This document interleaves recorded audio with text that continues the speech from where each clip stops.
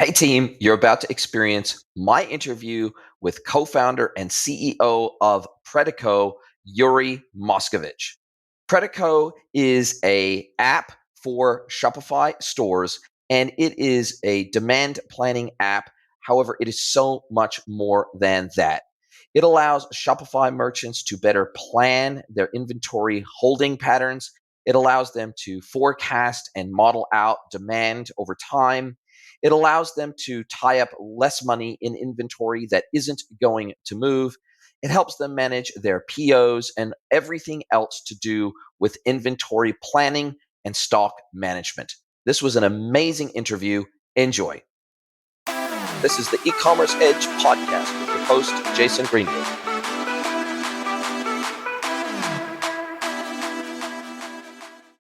Hello, everybody, and welcome to another episode of The Pod. It is my pleasure to welcome Youri Moskovic from Predico to the podcast. Welcome, Youri.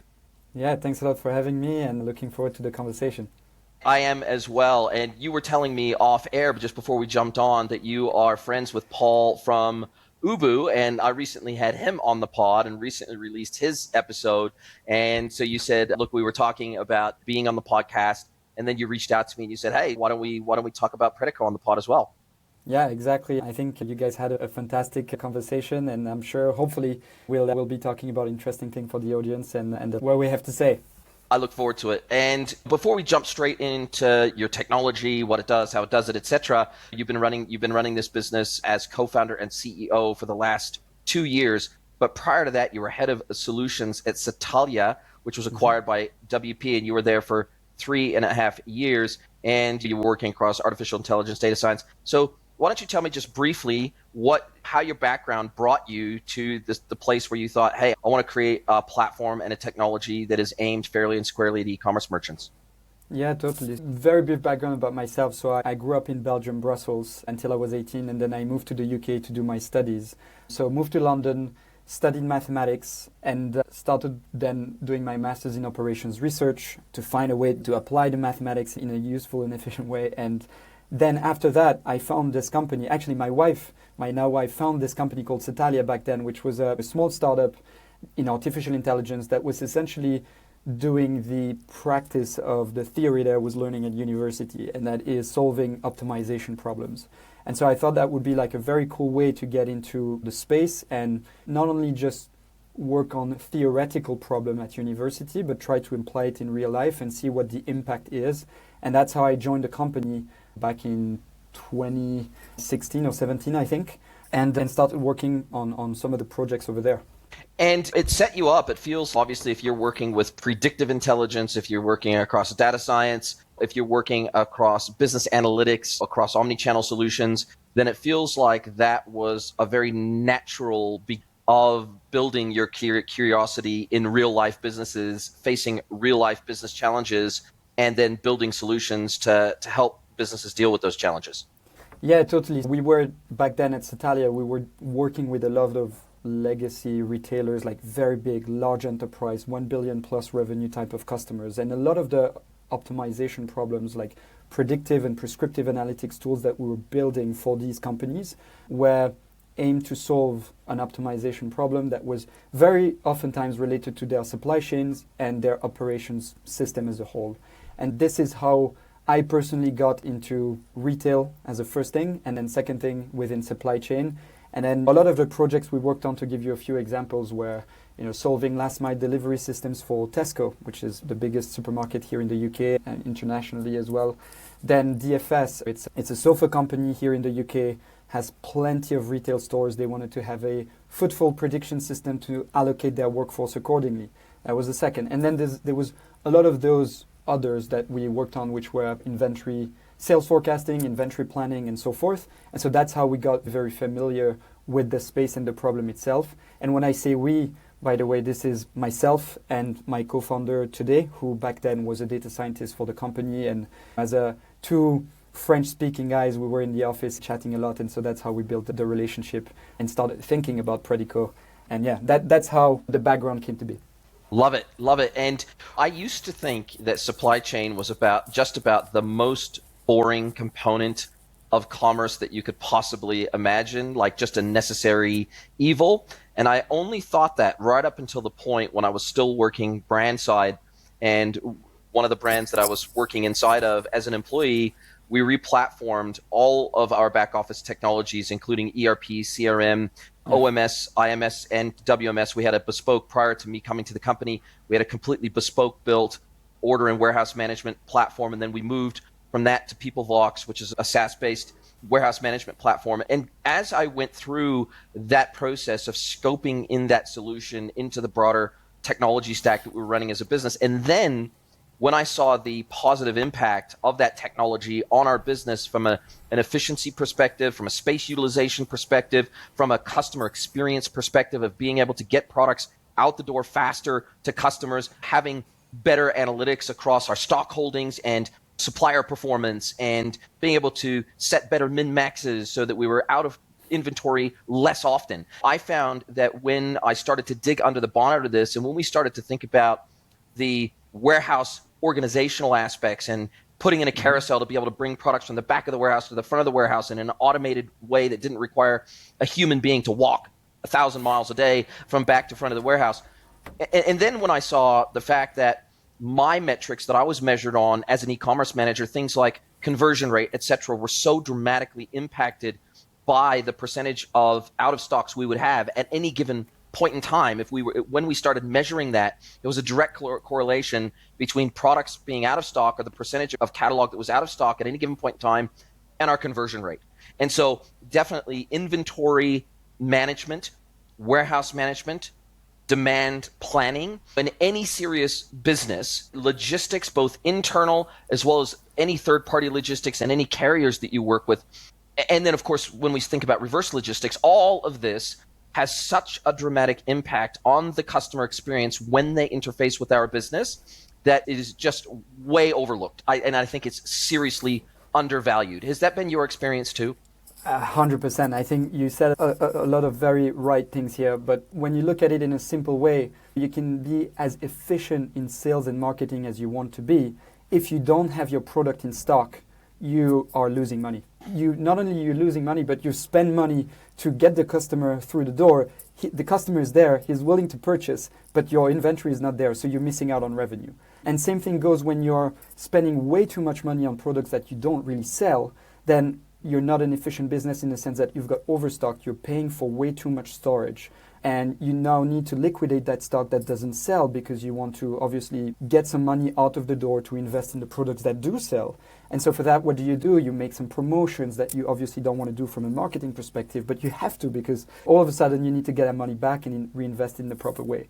Definitely what we have seen, our experience, and actually this is like the continuation of your previous questions, how we got into this, is that we saw that this was one of the key things that the very large enterprise were focusing on optimizing.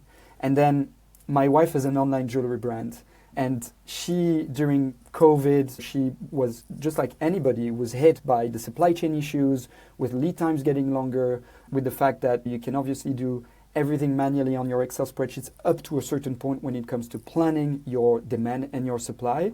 And so when you're starting to scale the brand and you're being hit by more out of stocks, like more frequently, and also overstock, you're starting to wonder, like, how can I do this in a more efficient way?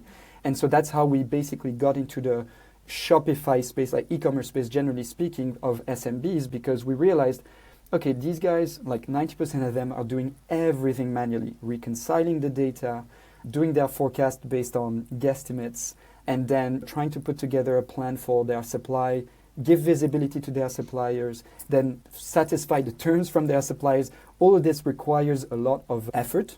And if you're not being helped in a certain way, you can make mistakes that can be detrimental to your business. And so that's how we really got into the space, because we realized, shit, there's these very large companies over there that are spending a lot of time and money into this, in optimizing this, and we can see how the return on investment has been enormous. And we then see the smaller brands that are getting into it more and more, forced by the supply chain issues during COVID. This is becoming a key topic for them to solve, but they don't really have a solution to help them do that in an efficient way. So that's how we really got into the space. And if I think back to when I had my pure play e-commerce business, and this is many years ago, before I ever started getting into the agency space, et cetera, and started consulting to businesses, it was basically a two-person company. Me and my co-founder, I was responsible for all the e-commerce technology and the operations and marketing, and he was responsible for all of the sourcing, supplier negotiation, contracts, all that sort of stuff. And as good as he was at that, and he had been working in supply chain and sourcing for over a decade before we started our business together, and even he struggled to do effective demand planning because the spreadsheet approach, it is not dynamic enough in most instances to be able to deal with changes in the supply chain, both when you, for example, swap out one supplier for another supplier, or you have tandem supply for the same SKU because one supplier may have it half the time and the other supplier may have it half the time, but they perform differently, meaning that they hold different levels of stock, and the rate at which they ship it to you differs, and the distance from you, so the time it takes to get freighted to you, differs. So there's so many facets and factors that I guess go into proper demand planning. So we're not just talking about inventory planning here, we're talking about demand planning. And I think if we look out across the Shopify ecosystem, if you log into the Shopify App Store, there's probably 20 or 30 apps in there that talk about some form of demand planning or inventory planning. In fact, probably the most famous app out there is Inventory Planner, which was acquired by Brightpearl, and then they were subsequently acquired by Sage, and now they're owned by Sage, and that's one of the most popular apps in the App Store. So clearly, this is a challenge, similar to marketing automation for brands. This is a challenge that almost every brand faces when they get over, I guess if you're so small that you're only doing 50 orders a month, maybe you don't need to think about it. But if you're doing anything over about 20 orders a day, we're starting to get into a situation where the variables expand geometrically that you're trying to track to make sure you don't run out of stuff. 100%. If you look at what are you trying to optimize effectively, you're trying to optimize your time and you're trying to optimize money, right? Like the bottom line of your business. And when you're scaling as a business, you start spending more and more time on that Excel spreadsheets because you've got more SKUs, you've got more suppliers, you've got more customers, and the potential, how can I put it, the potential issue that this can cause, the potential detrimental issues that this can cause if you're out of stock or overstock become exponentially bigger. And the complexity around solving the demand planning problem and supply planning problem and finance planning problem becomes as well exponentially more complex as these variables basically grow. And you find yourself, and you said it the right way, Jason, like when you're a small brand, you're starting out, just like any startup, for example, you're trying to find your product market fit. You don't really care about your planning because you're trying to figure out which product is going to sell the most. But as soon as you find your top best sellers and you want to make sure that you become a lean product, that you think about your margins, your profitability, you want to get this completely. And doing things manually, as you said, is very complex because, and this is something that we noticed with the smaller brands versus the larger brands. The larger brands have a very complex supply chain. They've got so much budget that they basically pay you as a business to develop something completely bespoke to their business. And so they will spend millions, but they will have millions in returns and their ROI will be insane. So they're looking for any extra percentage point in accuracy in your demand planning so that this can actually be an enormous return on investment. For smaller brands, the smaller brands are looking for simplicity. They're looking to streamline their operations as a first thing so that you can reconcile the data automatically. You can make sure to switch from one supplier to the other and understand what's the consequence of that from a lead time and reorder point perspective. And all of that is very crucial for the brands to get their operations lean and efficient. And that's ultimately what we're doing. And I'm more than happy to get into demand planning specifically, but that also is a very difficult exercise, especially if you do it manually. I think you raised such a valid point, which is that if I think back to that system update that I told you about, where we changed all of our systems, we went from manual demand planning, and basically our procurement manager was responsible for all of the demand planning calculations that they were running, and we had over 200 suppliers. We had over 25,000 SKUs. This is a pretty big operation to be running manually, and our existing ERP at the time had no demand planning module at all inside of it. But when we upgraded to a new ERP and a new WMS, the ERP, which we moved to NetSuite, had a very good demand planning module built in, but bloody hell do you pay for it? That's an enterprise class solution. But at that point, we were a big enough enterprise to justify moving from manual demand planning and inventory management to I guess, data informed and system informed inventory and demand planning management. Now, there's a whole lot of businesses that fall in the middle of that. They're not tiny, meaning they're not a startup anymore, but they're not big enough to justify an investment in a top tier or even a second tier ERP like a NetSuite. And so they slip through the cracks of business systems, right? They're not big enough to justify this massive expenditure on an enterprise system, but they're too small, or they're too big to do everything manually. And it feels like this is exactly where your system plugs in. You're not targeting the enterprise class guys because they're either using some bespoke system or they're using their ERP to do it, right? But you fill that really fat middle gap of not the S in SMB, but the M in MB. And it feels like you are that is your ICP. You are not enterprise. You're not the smallest end of town, but you are in the fat middle, which is actually where the vast majority, especially of D2C brands, find themselves. They're in the middle. They're not enterprise and they're not tiny. Yeah, that's exactly right. When joining an ERP and placing that decision to say, I'm going to buy an ERP right now, I'm going to implement an ERP it's a big decision to make. You need to look at it very carefully because you're in for an implementation of 8 to 12 months with consultants that will cost you tens, if not hundreds of thousands of dollars. And then the license fee for the NetSuite or the Microsoft Dynamics of this world is again within the 10, if not the hundreds of thousands of dollars per year. And what I hear often is we live by the less is more sort of mentality by design in terms of the product and the features that we've got, because the customers that we target, as you said, like that middle tier, is looking for something that is nice and easy, super accessible. So, you need to be plugging in one click with their Shopify store. You need to be able to help them be set up within a couple of days max. And you need to be up and running. And not only that, demand planning, supply planning is not something that is super easy to do, as we said before. So the product needs to be super accessible to be in terms of the design and also the functionality, so that it's very easy for them to understand how to navigate through the product and get to the output, which is a smarter purchase order that is just exactly how many units you would need to buy.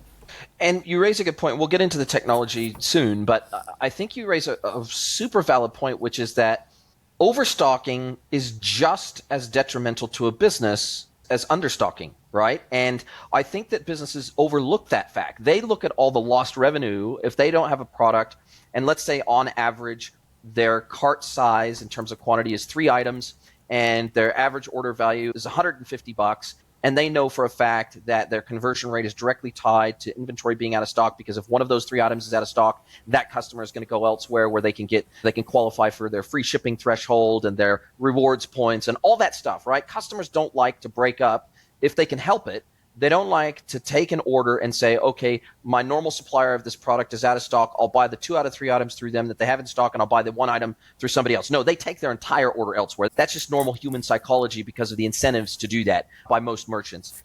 But on the flip side, holding too much stock, tying up too much cash in inventory that is not moving. So you've got these tremendous costs, right? You're not only buying the product that ties up cash, but then you're warehousing it, whether that be in your own warehouse or with a 3PL provider. You're tying up tremendous amounts of capital that really you'd ideally like to use on products that are actually moving in the business and apply the right stock values to each and every individual SKU. So I guess maybe speak a little bit to the impact of overstocking versus understocking.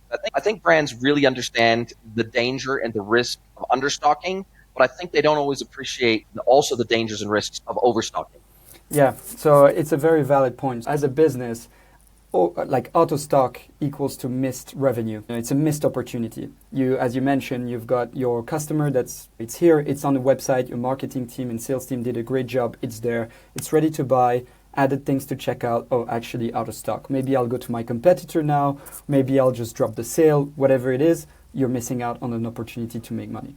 On the other hand, when you're overstocked, this means that you spend a lot of money into products that effectively do not sell. So there are multiple things that are happening here. The first thing is you're stocking up a good amount of products that are not selling. It's in your warehouse and you're paying for that space in that warehouse. And depending on how big your products are, the bill can be quite big. So storage cost goes up and product cost goes up as well because you've paid for products that don't sell. And this is typically something that happened quite a lot during COVID, because during COVID, when factories were like, okay, we need to shut down, what happened is that there's a lot of companies that placed massive orders just to be like, we don't know when our factories are effectively going to open up again. So let's just stock up as much as we can and we'll see what happens after.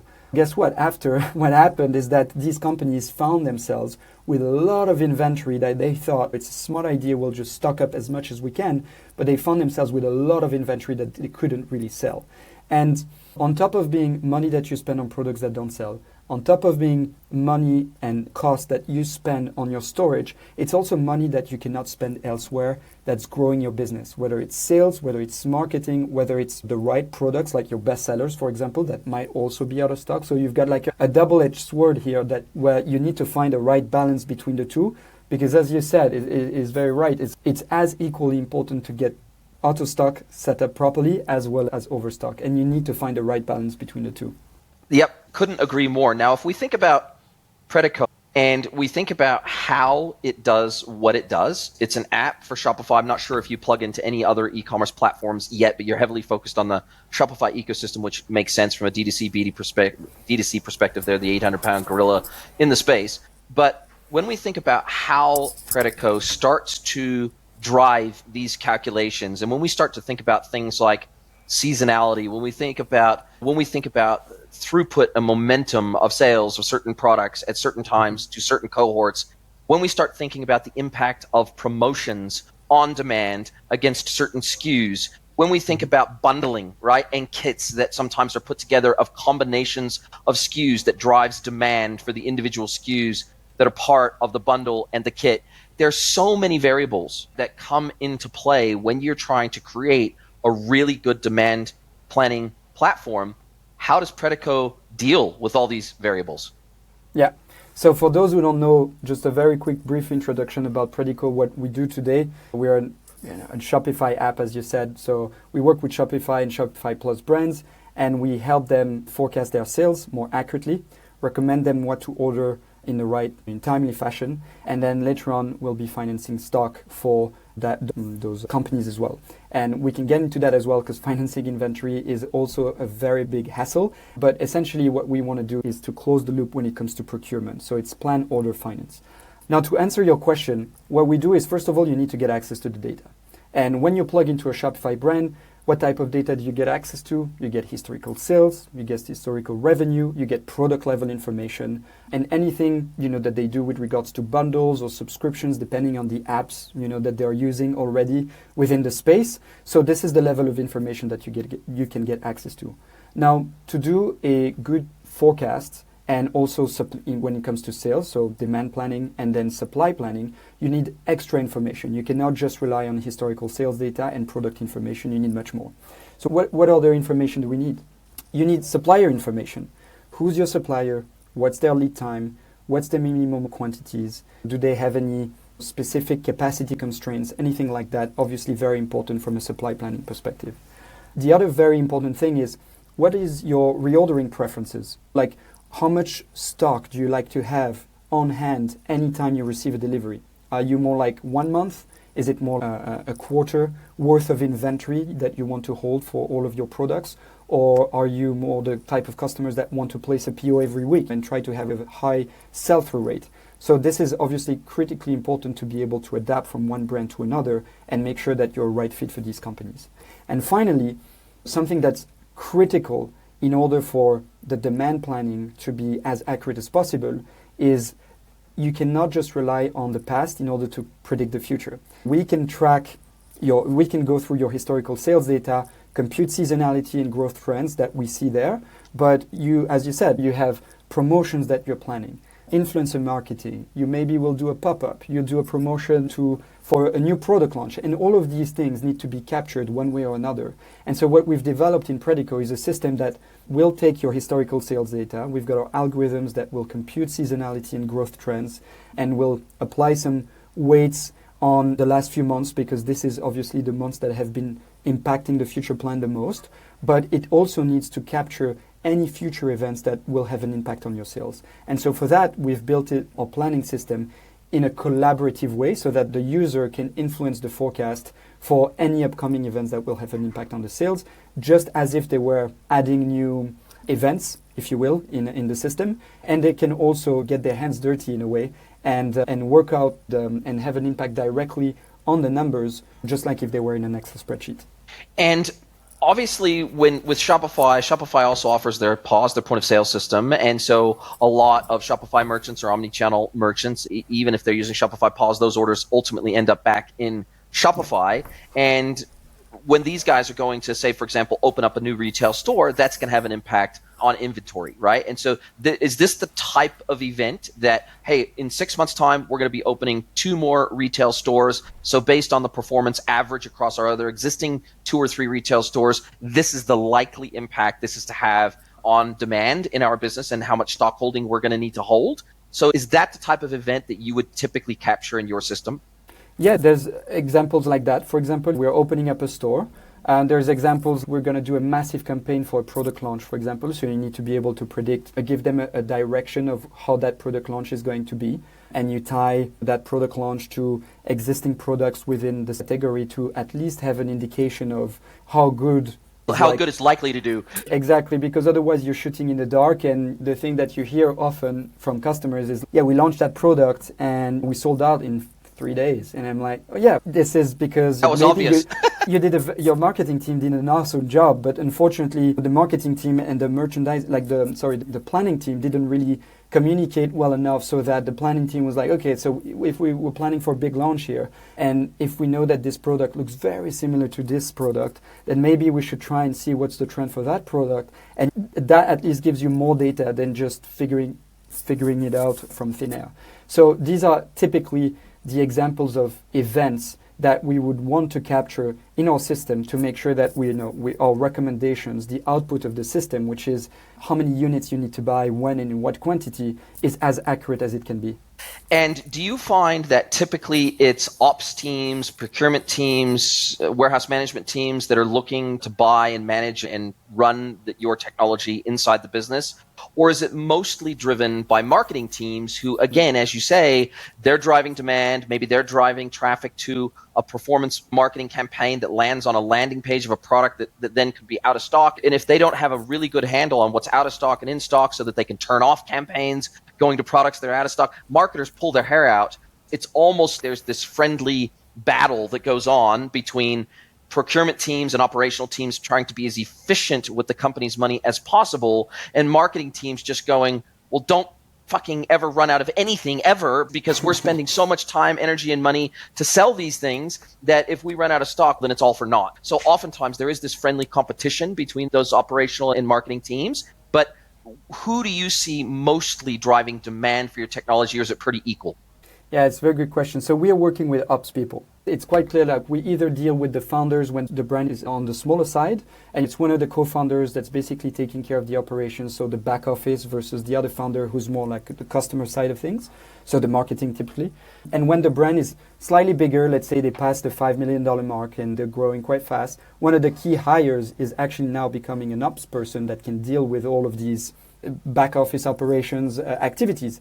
And inventory, the demand planning, supply planning, financial planning is obviously a very big portion of that. So we are working with these ops people on the product. But what we see is when we have a team that has a marketing department or simply a marketing person and an ops person, they like to add the entire team to the platform so that they can collaborate. And that's a very big thing. And when collaborate, just having access to the information is already good enough, right? Because typically they usually don't share the information with each other, because the ops person tend to develop a spreadsheet only they understand. And that's one of the very big risks as well in the SMB world, is like you're not given a specific template. So you build your own spreadsheets, and then this grows into a massive beast.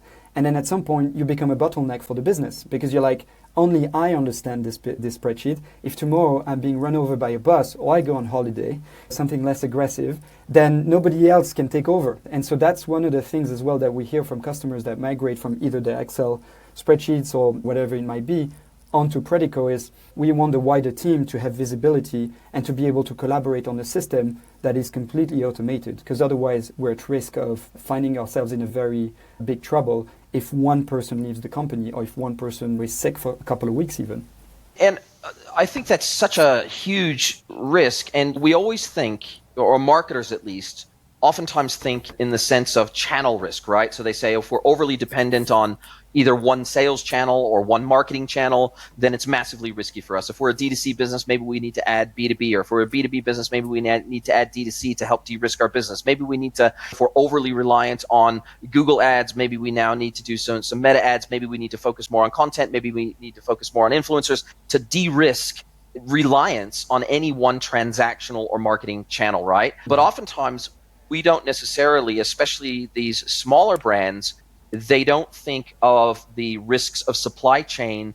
But as you say, those risks came absolutely into stark relief during COVID. And so I think a lot of these brands are much more aware of supply chain challenges than they were before, supply chain risk than they were before. Are you seeing that now that COVID is slowly coming to an end and supply chains are returning somewhat more to normal, are brands still as acutely aware of these supply chain challenges or risks as they were during COVID? Or is it getting back to business as usual, where marketing is the most important thing for a brand and supply chain, we just are going to trust that it's always going to be okay? Or is this something that has forever changed the psyche of these brands, that they are really acutely aware and taking concrete steps to mitigate against supply chain disruption? Yeah, it's a very important point that you're talking about here. From what I'm seeing, talking to the brands all day, every day, these guys are now very much aware of the situation. I don't know whether they'll keep on being like that over the next couple of years, over the next 10 years. Obviously, it's our job to make sure that they are. This is more on us than anybody else right now, but definitely COVID helped, and it obviously was a difficult moment, but it helped raise awareness and educate people around how at risk they can be from a supply chain perspective. And you gave a very valid example. One of the key things that I see with our customers or with companies that we speak to is they were relying on one particular supplier that was potentially in another continent, like in Asia, for example. And if that factory shuts down for 6 months, your company is off. Like, you can't sell anything. So you need to be... Now, what we see is like they diversifying the supplier base. They're looking for suppliers that are very close to the customers as well. So, for example, if you were just having one supplier in Asia, but your customer base is in Europe, then they will be looking for a second supplier that's maybe in Portugal. So that just in case, if they need to produce something much faster, much easier, maybe it's a little bit more expensive, but at least they've got that option. There you have it. So that's one of the things, for example, that we see quite a lot. Whether that supplier actually enables you to, it produces the same products or another series of products, but that's definitely one thing that we see quite a lot. And same thing goes for shipping, for example. All the companies that were shipping through by air or by freight, either one or another, now I keep on hearing we've got both options, and we know that one is much more expensive than the other, but in case we've got like an increase in sale, we don't want to be out of stock, we can ship by air, and we've got this figured out. We've done it before, and now it's fine. It's nice and easy. It's just more expensive, but at least we are not running at risk of becoming out of stock. So these are typically the type of thing that we hear.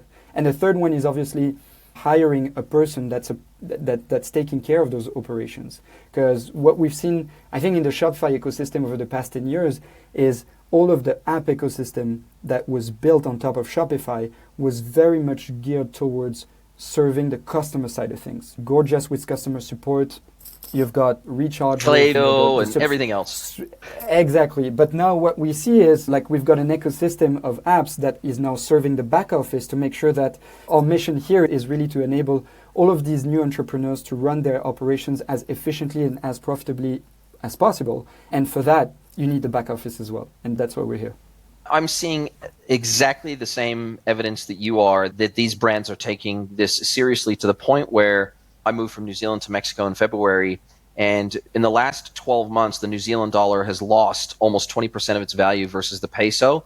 The US dollar has lost around 15% versus the peso. Now, that's not because those currencies are weak, or in some cases they are, but the peso has become termed the super peso over the last 18 months or so because of that exact nearshoring philosophy that you referred to. So a lot of brands in the United States, for example, that maybe did all of their manufacturing in Asia, they have moved all or part of their manufacturing to Mexico because it's just across the border. And so they're less susceptible to supply chain disruptions. And so therefore, there are billions of dollars of investment going into manufacturing in Mexico, creating demand for the Mexican peso. As a result, Tesla's even announced they're gonna create a factory in Monterrey that's twice the size of their Texas gigafactory. So the reality is this is all playing out exactly as you have described, to where they're either dual sourcing or they're literally moving their entire supply chain closer to their destination market, to their customer market, so that it can get faster to them and it can get faster to their customers, and they are less susceptible to supply chain disruptions, right? So I think that this is such a big priority for brands. They really got burnt bad. In fact, the supply chain disruptions during COVID actually put a ton of businesses out of business. They literally went out of business as a result of supply chain disruptions. And a lot of these other brands that watched them and maybe made it through by the skin of their teeth, they are being much more cautious about how they manage inventory now.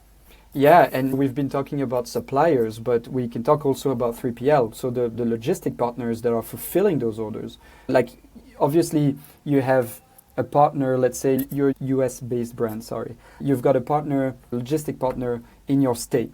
But let's say you start selling in more states, or let's say you start selling in the UK or in Europe. Do you want to ship everything from the state, or do you want perhaps to have something that is much closer to your customer to reduce shipping time, to make sure that your NPS score goes up because like your customer gets delivered in a couple of days? This is also becoming a very important topic for the brands. And the nice thing that I like is now the companies also see the link between how they could envisage before that this was like a cost to the company, like my shipping cost is quite a lot, but actually they can now see the tie that it has to the customer's support, customer success, in a sense that now if your shipping time goes down by like a couple of days, your customers are going to be happy about it instead of 2 weeks or instead of 1 week, right? This is having a massive impact. Same thing goes when you're out of stock too often. You might lose the customers, they might not be happy. You always have that notify me with the back in stock apps or things like that. But if you have it in stock and your experience in the back office is so well run that your customers gets it in 2 days, this used to be overlooked, and now this is like one of the key topics. The customers need to be receiving their goods on time, they need to be happy, the quality of the product needs to be perfect, and all of these are back office tasks that need to be streamlined. Absolutely. Couldn't agree more. And I like the fact that if we talk specifically about your platform, it looks like the dashboard is, now to be fair, I have never used your platform before, but at least from what I can tell from your website and the information that you provide there in the screenshots, it looks like it's super, like, ridiculously easy to use. It looks like the analytics dashboard is super simple, super straightforward. It's very visual in nature, which I really like. So you take the data and you convert it into visual things that are very easy to digest and to see. And then also, I like the fact that there's an element of automation there that effectively can almost get you to the point where you're generating a sales order directly out of a purchase order rather, directly out of the platform. But then secondarily, I like the fact that you've got this SaaS model for the platform that is, it almost seems frankly too cheap. I don't want to say that because I don't want you to raise your prices, but it seems ridiculously cheap because it's based on the amount of revenue that a business is doing. And if it's up to $2 million in revenue, it's $119 a month. For $2 million to $10 million in revenue, $249 a month. I'm talking like, it's like less than $3,000 a year. And then advanced from 10 million and above, $499 a month. This feels like a super simple technology to onboard into the business, be productive with it almost immediately, and it's not going to break the bank. So I really like the approach you've taken to this to democratize access to a technology that historically has really only been found in ERPs. Yeah, and as you said, democratizing operational excellence it's our mission statement here.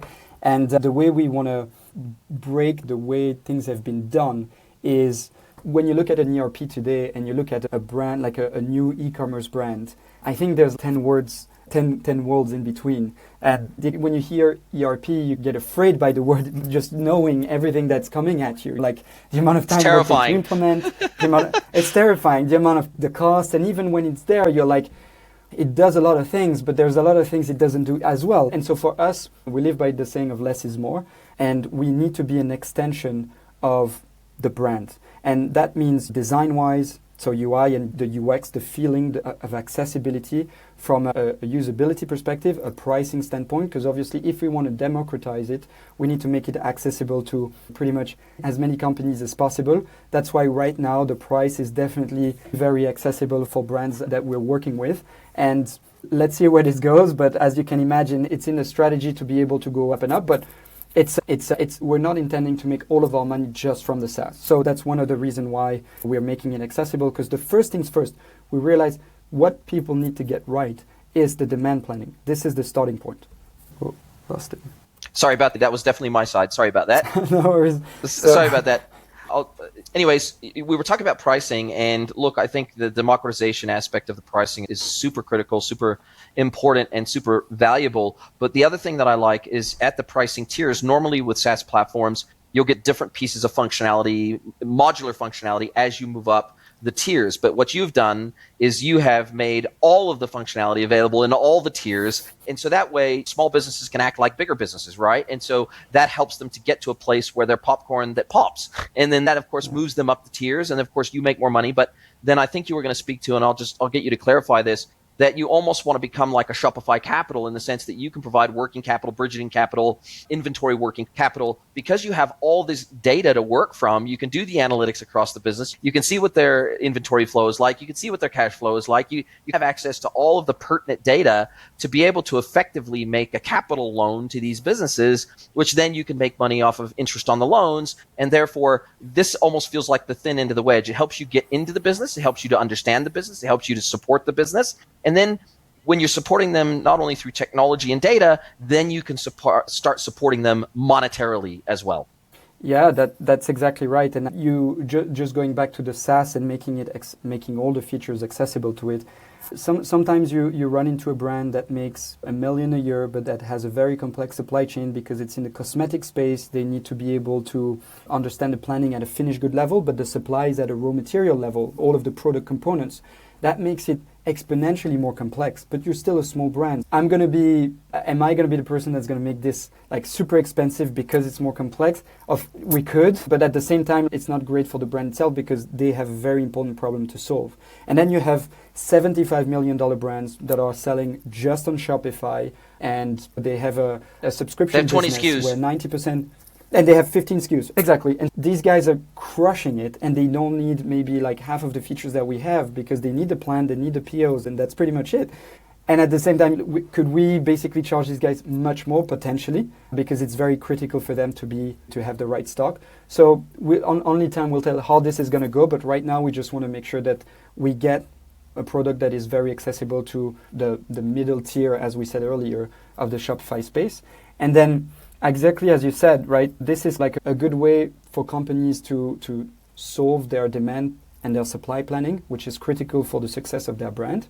But then what comes in right after is suppliers will ask you to pay. And when you're a small brand, you don't always have the upper end when it comes to negotiating your payment terms because your suppliers might be working with very large customers and you're not really a priority. So the first thing you do for these brands is you give visibility, if you can, around your commitment for the year. And you can do that with Predico because we're building a plan, demand planning and supply planning. But then when it comes to negotiating your payment terms, it's become really hard. And again, with COVID, the lead times have gotten longer. So the return on investment from buying your inventory to your supplier is also effectively going up. And it's become very hard for brands to invest their own cash reserves because they're putting their business at risk, as well as getting loans from bank because interest rates have gone up, and also raising VC money because trading equity for stock is not the best thing to do, right? Especially if you're looking to build a very lean and profitable business. So what we want to provide is enabling you to remove some of the pressure that you've got on your shoulder and enable you to keep the money you've got in your bank account, or at least invest it in your growth. And because, exactly like you said, because we've got very strong visibility on how you're doing right now, how you're likely to do in the future, which products are your best sellers and the ones that we recommend you to reorder in a specific amount of quantity. First of all, we're enabling you to become an operationally sound business.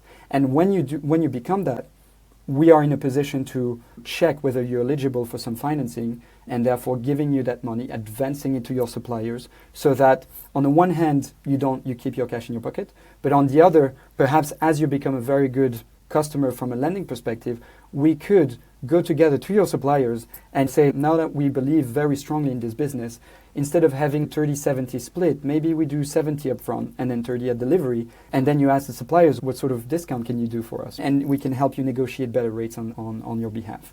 So that's where this is going. And effectively closing that loop of enabling you to plan better, to give more visibility to your suppliers, then to pay those suppliers upfront in a very nice and healthy way so that you focus on the customer side of things, becoming just a better business.